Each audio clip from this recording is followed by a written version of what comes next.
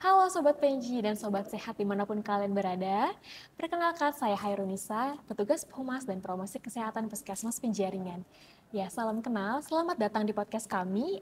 Hari ini kita akan membahas tentang core values berakhlak di Puskesmas Penjaringan dan bagaimana penerapan core values berakhlak ini dapat membantu pelayanan kesehatan di Puskesmas Penjaringan. Nah, untuk kali ini kita sudah bersama dengan narasumber yang sangat kompeten dalam bidangnya, yaitu adalah Dr. Sari Oktaviantina Ya, terima Pitupulu. kasih. Oke, selamat datang Halo Dr. Mbak Nisa. Sari. Halo Sobat Penji. Oke, nah dokter, ini kan kita udah tadi sudah sedikit menyenggol lah dok ya tentang core values berakhlak. Nah, sebenarnya apa sih dok core values berakhlak itu? Oke, jadi kok Velus Berakhlak itu adalah sebuah campaign atau sebuah nilai-nilai yang harusnya dimiliki oleh kita sebagai aparatur sipil negara atau ASN di lingkungan pemerintahan. Oke, Tepatnya saat ini kita berada di Puskesmas Penjaringan dan oke, juga yang lebih luasnya lagi di pemerintahan Provinsi DKI Jakarta. Nah, untuk kok Velus Berakhlak sendiri itu seperti singkatannya ya. Jadi supaya lebih mudah diingat oleh Bapak dan Ibu semuanya, maka dibuat singkatan yang mungkin akan bisa mewakili semuanya aspek yang dibutuhkan. Yaitu yang pertama, bisa dilihat di sini ya, itu adalah berorientasi pelayanan. Jadi di sini pelayanan adalah sebagai satu pondasi penting bagaimana kita bisa melayani dengan ramah, dengan cepat, solutif, sehingga masyarakat merasakan betul dampak dari pelayanan yang kita bikin. oke. Lalu yang kedua yaitu adalah akuntabel. Akuntabel artinya adalah bertanggung jawab. Nah, ini aspeknya agak luas nih Mbak Nisa. Bagaimana kita bisa bertanggung jawab terhadap tugas yang kita jalani. Oke. Bagaimana kita bisa menjalankan tugas kita dan kewenangan kita dengan baik secara jujur dan bertanggung jawab. Lalu bagaimana juga kita bisa menggunakan fasilitas negara, misalnya contohnya kalau di puskesmas kita itu mungkin alat tulis dan segala macam itu bagaimana dengan caranya bisa bertanggung jawab. Jadi di sini ditekankan sekali kejujuran dan bertanggung jawabnya. Lalu kita masuk ke bagian yang K, yaitu adalah kompeten. Kompeten di sini artinya adalah kita mampu dan kita bisa untuk bisa melakukan tugas kita sesuai dengan level kompetensi masing-masing. Misalnya Mbak Nisa sebagai tenaga promosi kesehatan benar-benar mampu melakukan promosi atau penyuluhan kesehatan. Saya sendiri sebagai dokter, nah bagaimana kita bisa melayani pasien dari mulai pertanyaan, kita mulai melakukan pemeriksaan sampai dengan nanti kita melakukan pengobatan sehingga pasien itu pulang itu dengan bahagia dan puas dengan pelayanan kita. Lalu ada juga aspek harmonis, yaitu harmonis di sini adalah bagaimana kita itu bisa tidak membeda-bedakan masyarakat yang datang. Contohnya kalau memang jadi pasien, nah itu bagaimana supaya pasien-pasien itu tidak merasa dibedakan, dilayani dengan ramah, dilayani dengan sopan. Nah selain itu juga harmonis bukan hanya kepada pasien, tapi kita nih sebagai rekan kerja, Betul. sebagaimana kita di dalam satu gedung, layaknya kita harusnya sih menjadi tim yang bisa harmonis ya, tidak ada pertengkaran. Mungkin ada sedikit-sedikit pertengkaran tapi bisa diselesaikan dengan cepat dan tepat. Lalu ada juga L, yaitu adalah loyal. Loyal artinya di sini adalah setia, menjunjung tinggi ideologi Pancasila sebagai ideologi negara kita, menjunjung tinggi UUD 1945 sebagai dasar hukum dari segala dasar hukum kita. Lalu kita juga di sini menjunjung tinggi nama instansi. Jadi di sini kita juga sebagai salah satu yang menjaga nama baik instansi kita. Karena kan kalau apa-apa nanti misalnya kita mau keluar nih, terus kita melakukan amit-amit ya, melakukan hal yang jelek gitu ya, itu yang pasti dicap bukan hanya kita saja, tapi instansi kita juga akan jadi kena dampaknya. Oh, Maka di situ pentingnya kita loyal dan menjaga nama baik. Lalu ada A yang terakhir yaitu adalah adaptif. Nah, adaptif di sini susah-susah gampang nih Mbak Nisa. oke dok. Zaman kita itu sudah sangat beralih ya, dari yang Mm-mm. kalau biasanya bahasanya itu generasi milenial ke generasi Gen Z ke sekarang mau generasi alpha. Betul. Pergeseran teknologi yang terjadi itu sangat masif, dari yang tadinya tidak ada gadget, tidak ada internet, sampai saat ini semua kegiatan-kegiatan itu berbasis digital. Jadi bayangkan betapa cepatnya pergeseran dan mau tidak mau kita sebagai ASN itu harus menyesuaikan diri. Kapan waktunya kita bisa mengikuti pakem yang zaman dulu, kapan kita bisa mengikuti perkembangan zaman sekarang. Dan yang terakhir yaitu adalah K, kolaboratif. Semua pekerjaan kita tidak akan bisa terjalin kalau kita tidak bisa berkolaborasi. Karena kita tidak mungkin sebagai ASN bisa mengerjakan semua tugas kita sendiri.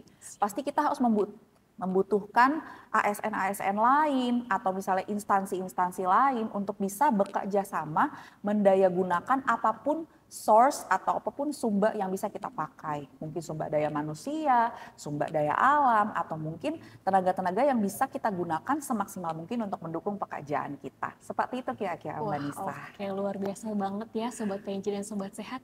Sangat mendetail dan sangat komprehensif dari setiap core values-nya yang sudah dijelaskan oleh Dokter Sari.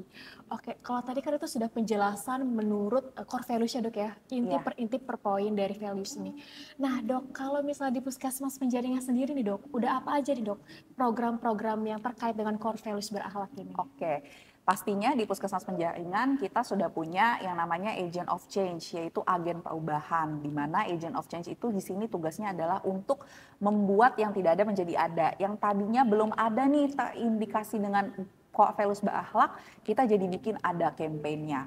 Nah, untuk Puskesmas Penjaringan sendiri kita sudah melakukan yang namanya I Love Monday. Memang banyak sekali ya simpang siur tuh kenapa sih harus ada I Love Monday? Itu adalah menyemangati, mensupport kita supaya karena kan kalau dari weekend nih ya Jumat, Sabtu, Minggu, nah itu mulai biasanya tuh udah mulai happy, senang abis liburan atau jalan-jalan. Nah Seninnya itu biasanya untuk memulai hari itu mulai agak-agak ada rasa ini ya Mbak Nisa ya. Nah jadi dengan adanya campaign I Love Monday kita mengingatkan kembali bahwa kita itu tugaskan oleh pemerintah untuk bekerja. Jadi kita bisa lebih semangat. Dengan kita I Love Monday, kita jadi tidak menganggap Senin itu menjadi hari yang berat. Tapi kita bisa melanjutkan pekerjaan kita, mengerjakan tugas-tugas yang belum selesai itu dengan lebih bersemangat. Nah itu biasanya dilakukan pada saat apel Senin. Jadi apel Senin di kita itu oleh kepala tata usaha kita, itu kita dikumpulkan di situ dan kita diingatkan lagi tentang bagaimana berakhlak itu seharusnya, bagaimana kita menjalankan tugas kita seperti itu. Lalu ada juga temanku saudaraku nih, Mbak Nisa. Temanku saudaraku di sini lebih kepada campaign untuk menciptakan yang namanya core harmonis. Nah, harmonis dengan kita harmonis, otomatis kita mau kerjasama sama siapapun itu pasti lebih enak. Gitu. Apalagi kalau lokasi di Puskesmas Penjaringan itu ya, Sobat Penji itu biasanya di lantai 1, lantai 2, lantai 3, lantai 4 itu beda-beda bidangnya. Jadi kalau di dalam campaign temanku saudaraku itu bisa menjadi salah satu tema atau salah satu momen kita bisa bertemu dengan antar lantai gitu. Jadi antar poli, antar layanan itu bisa saling bersinergi di situ. Nah, caranya dengan apa? Biasanya kita melakukan makan bersama. Memang makan bersamanya ini biasanya karena mungkin kesibukan masing-masing poli ya, biasanya lebih sering dilakukan per lantai atau per klaster. Nah, jadi mungkin itu yang agak lebih memudahkan koordinasinya. Biasanya dilakukan pada saat makan siang atau menjelang weekend hari Jumat, seperti itu Mbak Nisa. Dan untuk penggalangan komitmen sendiri, kita sudah melakukan penggalangan komitmen. Ini seperti bisa Sobat PNJ lihat ya, dari mulai pimpinan kami, kepala puskesmas, kepala bidang tata usaha, sampai dengan kami para staf, di sini semua satu menjadikan satu komitmen bersama bahwa core values berakhlak itu harus ditanamkan di Puskesmas Penjaringan. Seperti itu Mbak Nisa. Oke, luar biasa banget nih dok. Terus kan tadi kita masuk lagi dok, kembali ke I Like Minded itu dok. Nah di situ kan berarti emang di setiap apel pagi, lalu di situ juga ada reminder ya dok ya. Iya betul. Setiap core values berakhlak itu diulang-ulang terus ya dok ya. Yes, betul. Oke, nah terus dok selain itu dok, apakah ada misalnya wadah untuk tempat berkeluh, misalnya ada keluh kesah, ada keluhan, ada masalah gitu dok? Oke. Ya, seperti instansi-instansi pada umumnya ya, Mbak Nisa, pasti semuanya itu ada masalah. Apalagi kita puskesmas itu sifatnya adalah layanannya 24 jam 7 hari. Jadi tidak ada cerita istirahat, apalagi kalau layanannya 24 jam ya sifatnya gawat darurat. Sudah pasti kita akan menemui ada sedikit keikil-keikil yang kiranya bisa akan menjadi perbaikan dan evaluasi ke depannya. Nah, biasanya kita dikumpulkan tuh Mbak Nisa di dalam suatu acara Minlok. Nah, Minlok ini dilakukan 1 bulan sekali, tempat di Aula Puskesmas Penjaringan. Nah, di situ kita akan melakukan sedikit paparan dari mulai bagian manajemen, klaster 2, klaster 3, klaster 4. Nah, kalau untuk manajemen sendiri lebih kepada bagaimana kita mempertanggungjawabkan pelaporan manajemen kepegawaian, absensi, disiplin, seperti itu ya, yang ada hubungannya dengan akuntabel. Lalu dari klaster 2 ibu dan anak, klaster 2 di sini kita melakukan bagaimana sih pelayanan-pelayanan itu selama di klaster 2. Nah, itu juga kita di sini masuk dalam resource-nya itu adalah berorientasi pelayanan dan juga ada juga di bagian adaptif dan juga kolaboratif. Lalu dari klaster 3 sama seperti klaster 2 dan klaster 4 yaitu adalah lintas klaster. Di sini kita melakukan evaluasi nih. Apakah ada aduan-aduan dari masyarakat? Apakah ada misalnya komplain dari masyarakat mengenai pelayanan. Nah, itu kita akan evaluasi bersama dengan pimpinan. Lalu yang kelima yaitu adalah bagian penunjang, misalnya bagian obat, bagian laboratorium. Nah, di situ kita melakukan evaluasi nih supaya tak jadi suatu kerjasama yang baik. Jadi orang dari lantai 1, klaster 1 sampai dengan klaster 5 itu semua saling menjadi satu kesinambungan gitu loh. Jadi informasinya nggak ada setengah-setengah.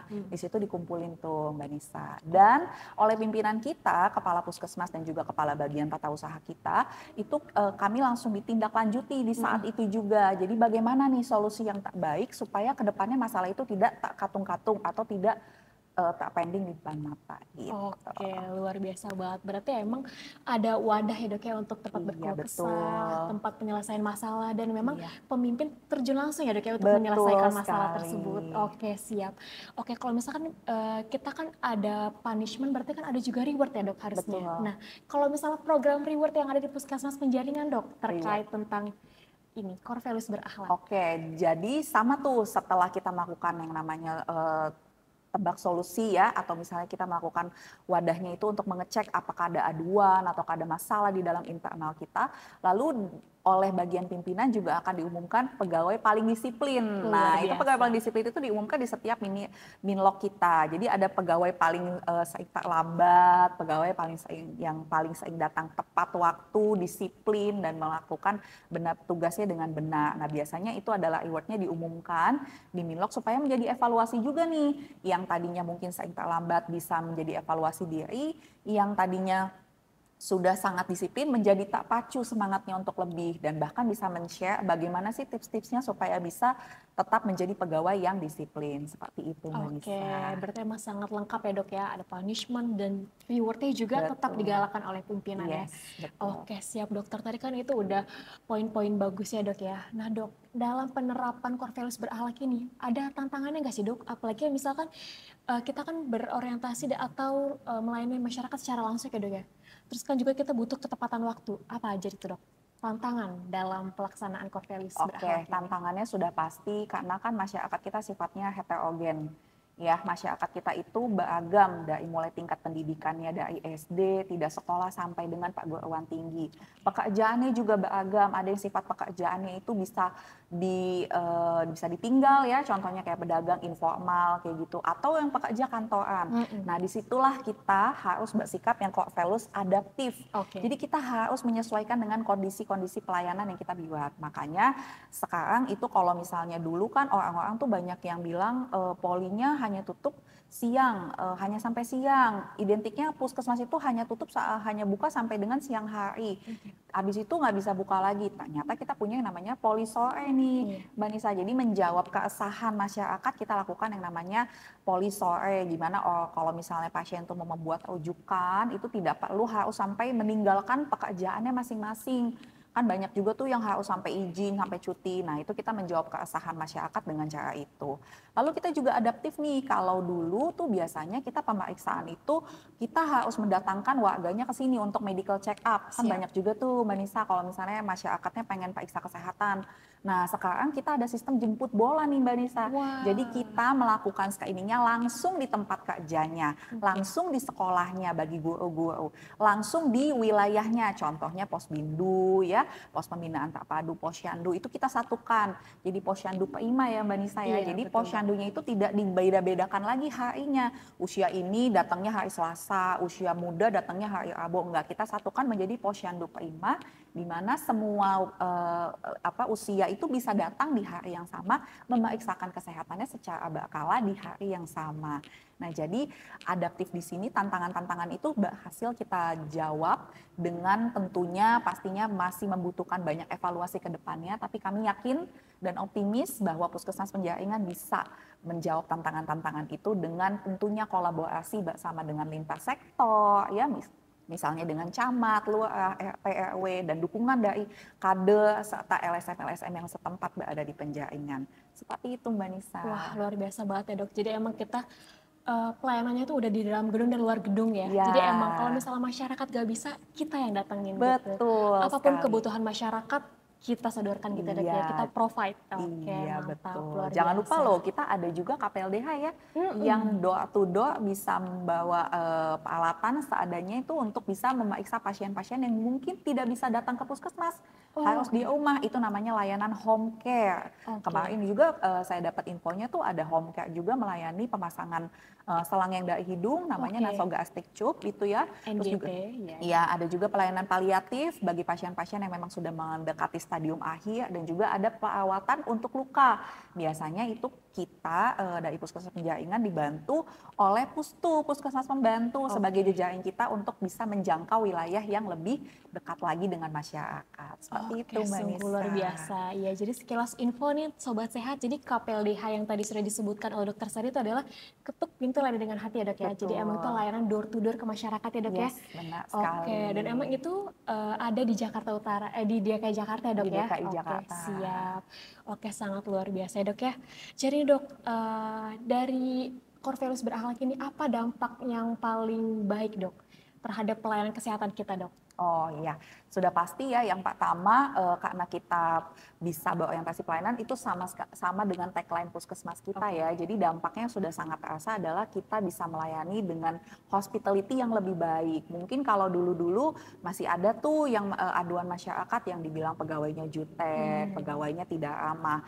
Nah, dengan adanya campaign Core Values Berakhlak yang sudah ditanamkan sejak Minlok, Apel, dan juga berbagai kegiatan bersama lainnya, di sini pegawai Puskesmas Penjaringan jadi lebih tak pacu lagi untuk bisa mengubah kebiasaan-kebiasaan lama menjadi kebiasaan-kebiasaan yang sesuai dengan core values berakhlak. Nah, selain itu dampaknya juga Google Review yang Mbak Nisa ya, Google Review kita juga sudah mulai membaik gitu. Terus juga testimoni dari lintas sektor bagaimana dengan kita kerjasamanya selama ini itu bisa dibuktikan dengan adanya Minlok Lintor, Minlok dari lintas sektor, lalu ada juga SMD survei mawas diri dan musyawarah bersama dengan masyarakat kelurahan. Di situ testimoni masyarakat sudah mulai, kepercayaannya sudah mulai naik gitu loh. Apalagi setelah core values berakhlak ini ditekankan juga di bagian sektor kompeten, harmonis, loyalnya, bagaimana kita tetap berlandaskan dengan Pancasila dan UUD 1945. Dan yang tidak kalah pentingnya yaitu adalah kita bisa membuktikan bahwa dengan kolaboratif itu ternyata semua pekerjaan tidak terasa berat Mbak Nisa. Yang tadinya mungkin kita merasa puskesmas itu harus bekerja di sektor kesehatan sendiri, ternyata dengan dibantu oleh lintas sektor, pekerjaan kita jadi lebih mudah, bisa cepat selesai. Seperti itu. Luar biasa banget ya. Jadi berdampak ya dok ya, core values berakhlak ini ya, di dalam kehidupan kita sebagai pegawai ASN dan juga dalam memberikan pelayanan kesehatan kepada masyarakat. Oke dok. Terakhir nih dok, apa pesan yang ingin dokter sampaikan kepada para pendengar kita, sobat sehat kita, mengenai pentingnya penerapan core values berakhlak ini dok? Oke, jadi sobat sehat mungkin bagi sobat sehat semua mungkin belum terasa familiar ya, atau belum terasa amah di kuping gitu ya tentang berakhlak. Tapi yang pasti berakhlak ini adalah suatu campaign yang kami coba atau kami usahakan untuk terus dipakai di dalam jiwa ASN Puskesmas Penjaringan tentunya, dan Pemprov DKI Jakarta lebih tepatnya. Nah, di sini kami berusaha bersinergi bersama memberikan pelayanan yang terbaik yang bisa kami lakukan, tentunya dengan tetap mengacu kepada peraturan yang berlaku, dengan tanggung jawab sesuai dengan kompetensi kami, dan kami tetap akan berusaha memberikan yang terbaik dengan pengajaran atau pelatihan-pelatihan update Supaya apa? Supaya masyarakat benar-benar merasakan dampaknya dan mudah-mudahan masyarakat semuanya bisa sehat bersama ya. Karena Amin. tujuan dari puskesmas itu bukan hanya pengobatan, tapi juga pencegahan, penanggulangan sehingga tidak terjadi yang namanya kesakitan. Seperti itu sih Mbak Nisa. Oke, wah sangat bermanfaat ya Sobat Sehat. Ya ampun, terima kasih banyak ya Dokter Sama-sama Sari. Mbak Nisa. Oke, berarti emang bisa kita lihat ya teman-teman. Jadi emang penerapan nilai-nilai berakhlak di puskesmas ini sangat penting untuk mewujudkan pelayanan yang lebih profesional, harmonis, dan penuh dengan terintegritas ya dok ya. Iya Oke, betul. siap. Oke, Sobat Sehat, semoga ini bisa menjadi inspirasi untuk kita semua. Demikianlah pembahasan kita tentang bagaimana pelayanan kesehatan ini berdampak dari berlandaskan core values berakhlak ini. Untuk sobat sehat semua, dimanapun berada, jangan lupa untuk menerapkan perilaku cerdik ya. Yang pertama, cek kesehatan rutin. Nyahkan asap rokok. Rajin aktivitas fisik. D-nya diet seimbang. I-nya istirahat cukup. K-nya itu kelola stres. Oke sobat sehat, kesehatan adalah sangat berharga. Tetap sehat, tetap semangat. Sampai jumpa di podcast selanjutnya. Dadah.